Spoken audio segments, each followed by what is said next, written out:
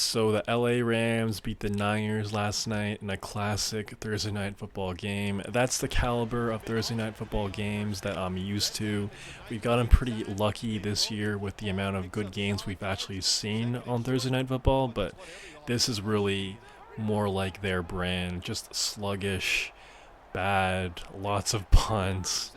Just it just wasn't a good game, man. It just wasn't a good game to watch at all. It was even raining. Rough watch. Definitely a rough watch, but regardless, the Rams came away with a win. Whoever was going to lose that game was essentially more than likely probably going to be eliminated from playoff contention, and that's essentially what happened to the Niners last night. Lots of weird stuff going on there. You know, their linebacker quitting on the mid game, and just Debo Samuel. Man, if Debo would have caught that pass, changes the whole complexion of that game, and who knows, maybe the Niners win it. And the cherry on top, Brock Purdy, you're down by 3 points and you really chuck up that sort of ball in that sort of situation, especially with how the game has been so far. Like, that was kind of eye-opening. I'm a Brock Purdy fan. I like Brock Purdy. I think he's good. I think he's a top 15, top 12 quarterback, but that was just atrocious on so many different sort of levels. First off, terrible ball, like wasn't even close. Secondly, which is probably more troubling, like how do you not have any awareness of the game situation? You're down by 3 points. It's a close game. Nothing is really opening up. You know, be conservative. That's just stupid decision making, and that's what makes him special. Brock Purdy is a game manager. He's not this pick apart defense with his pinpoint accuracy and strong arm.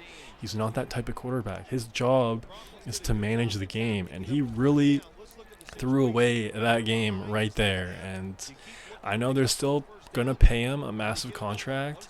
I know it's only one game, but definitely troubling going forward if you really have the hopes of winning a championship with Brock Purdy. I don't know, man. I just thought that was really, really bad. Like, really bad. But you guys let me know in the comments below. And I know Debo dropped the ball. I get that. I get that. You know, it's a team sport. Everyone has their fair share of blame to go after a game like that. But Brock Purdy is about to get an extraordinarily rich contract. I feel like he kind of deserves the biggest slice of pie in the blame game, especially after a game like that. So, plus, the quarterback is the leader of the team. He should always be the first one to take the blame and to take the accountability. But you guys let me know who you think that game is on. Is it on Kyle Shanahan?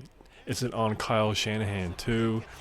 Some really questionable play calling too. And I'm not gonna lie, I had a little bit of money on Kyren Williams anytime touchdown score last night, and the Rams were 2nd and 2, 6 yards away from the end zone, coming off of a 5-yard Kyren Williams run. I don't know why they just didn't run the ball 2, 3 straight times right there.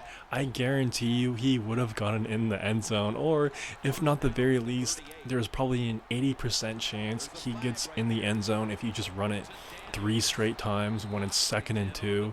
But no, Sean McVay called a quarterback option with Matt Stafford, their 36-year-old banged up quarterback, to run a quarterback option. I just don't understand that, and it went back for a holding call. If you guys remember that play, if you know what I'm talking about, do you agree with me? Do you not agree with me? Or am I just being biased because I had a little bit of green on Kyren Williams? I don't know. All fair assessments, but you let me know in the comments below on what you think about that. But back to the Rams right now, man. They're currently tied with the Seahawks for first place in the NFC West, and they currently hold the tiebreaker with the Seahawks. With this win last night against the Niners, they actually have a legitimate shot at making the playoffs, and I find this very, very surprising. I thought they were completely dead in the water, especially after losing at home Monday Night Football against Tua and the Dolphins. I thought this team was just toast at that point, but you beat the Bills, you beat a close division rival game, Thursday Night Football on the road, 2 impressive wins back to back, and they're right there in it, man. Now the Seahawks have a huge game this upcoming Sunday Night Football against the Packers.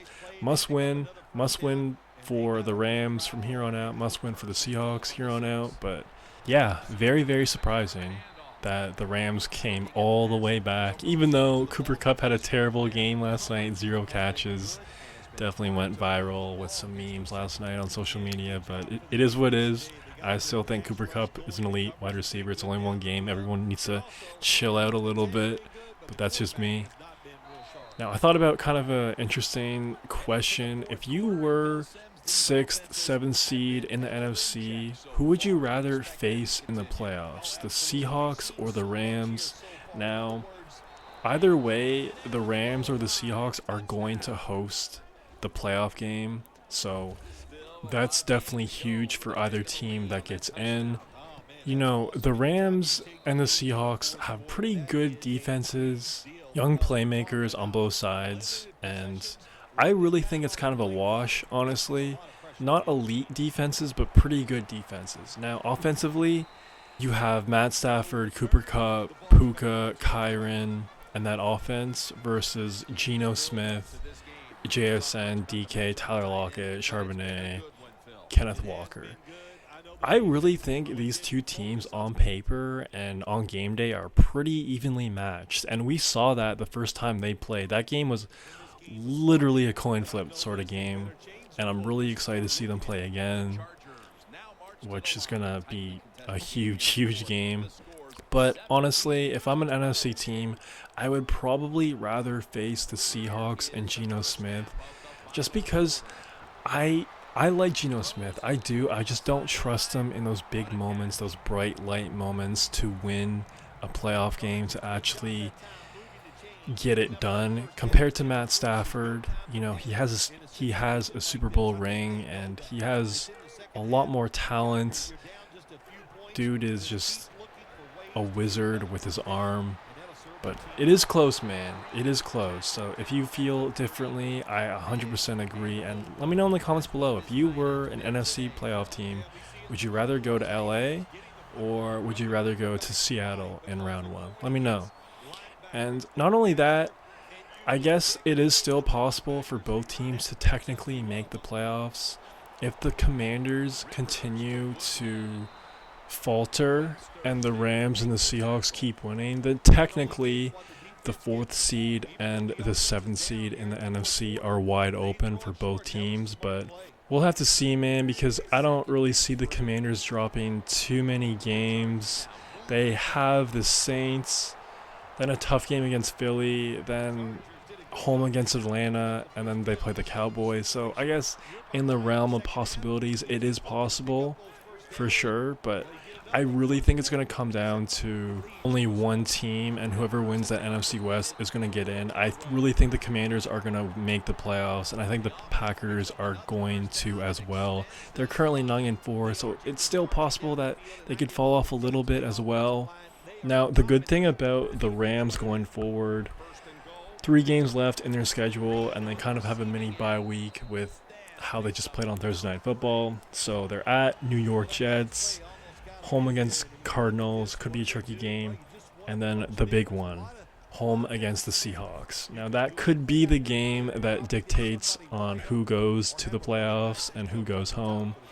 That will be a Sunday Night Football game, and that will be huge. Should be a lot of fun. Yeah, man. Let me know who you think is going to make the playoffs, Seahawks, Rams, or do you think they're both going to get in some way, somehow? Let me know in the comments below. If you made this far, please subscribe. It'd help out your boy a ton. That's all I got for right now. Peace. It's caught by Green. Gains 5. It's 3rd and goal. You don't get in the end zone. What do you do now? I think you go for it. You call the right play. Give your team a chance to put a touchdown on the board. The offense back out on the field here for this 4th and short play.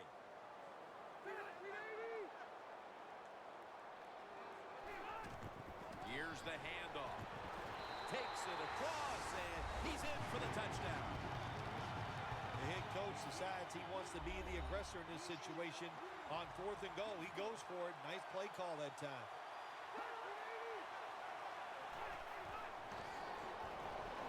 Could have taken the 1-point gimme. They went for the 2, and they are turned away.